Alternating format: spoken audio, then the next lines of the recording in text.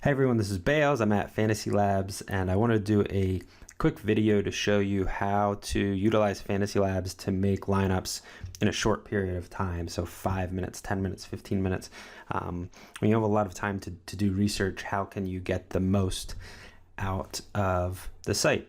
And our goal is to give you as much useful data and tools as possible so that if you want to spend hours researching and doing your own thing and building models and creating trends, that you can do that, but also make it simple enough that when you don't have a lot of time, the process is still there for you to be able to use it 20 minutes before lock or something like that, and still be confident that your lineups are that they have the potential to win and can be profitable lineups.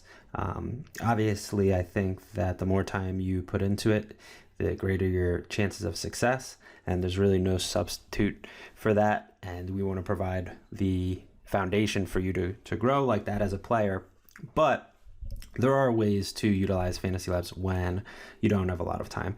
So the biggest thing that I think you can do is put in as much time as possible toward things that will help you in multiple slates. So if you're looking at very sport specific or slate specific, I should say, pieces of data, a batter's matchup in MLB, or how a golfer's driving distance matches up with a course, and these things, they're very useful, and you should be considering those, but they only have value for basically one day or one slate.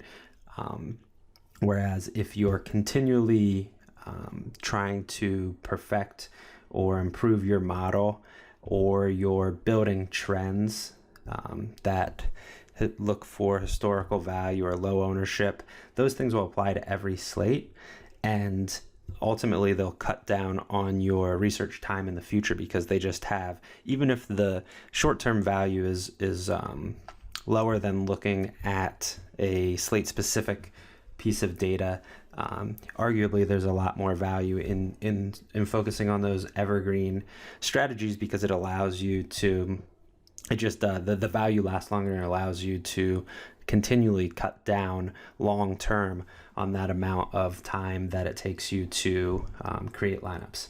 So obviously the fastest way to create a single lineup on the site is to optimize it. I'm not a huge fan of that, just because I think that there's a lot that goes into creating DFS lineups that can't be isn't reflected in an optimizer per se.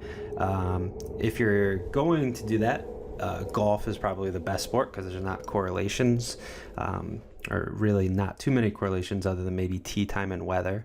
So you can lock in. I would suggest at least locking in a core and then optimizing around that. Save the lineup, and it will go to the My Lineups page, where you can export, upload to DraftKings, and really that takes a matter of seconds. You can also just build a lineup by hand, just like you would on DraftKings, in a pretty short amount of time. That really, because the models are already set, and you can use the pro models that we've sort of already vetted. It really doesn't take a huge commitment to create a single lineup. If you'd like to create multiple lineups, there's ways to do that. That can take more time if you want to put more into it, and there's ways to do it that can be shorter. So generally, I'm going to set min and max exposures for players, and that's like the window that I would be comfortable having a player. So if I want Justin Rose, and I definitely want him in 25% of my lineups, but no more than 50. And I want Phil Mickelson in 20, but no more than 35. And you set those windows and go through each golfer, although it applies to every sport. All of these concepts apply to every sport. You can do that and then generate however many lineups you want. We'll say 10. Set your diversification. We can also say I want no player in more than 60% of lineups. Generate lineups, and then we will get the 10 lineups, you can quickly clicked out. You can quickly go through and manually select the ones that you would like to save. So you can select none, select all, and let's say that we don't like these lineups for whatever reason. Can click and we can save those 8 lineups that were generated. You can also create templates in here that will save you time long term. So again, I think it's about putting in some effort up front on things that'll save you time, creating trends, creating templates. So if you know that you always want to build a certain number of lineups, or you want to generate by a certain stat, or you like to not diversify at all, you want to completely optimize,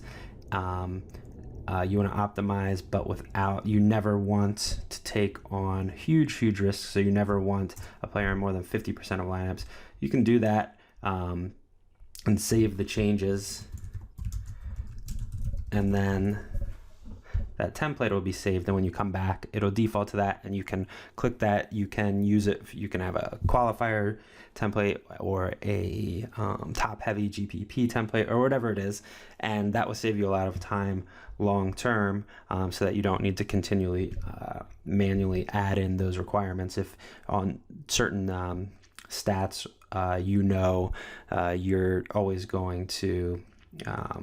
you're always going to have the same thing, like exposure. You can do the same thing in models too with filters. So if you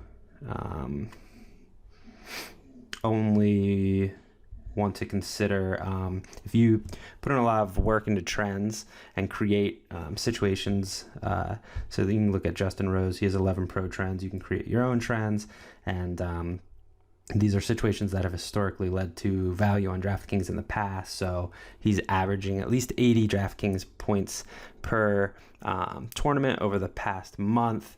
Those golfers, if you only use those, have scored 1.89 points above expectation. You can put in a ton of work, create course-specific or not trends.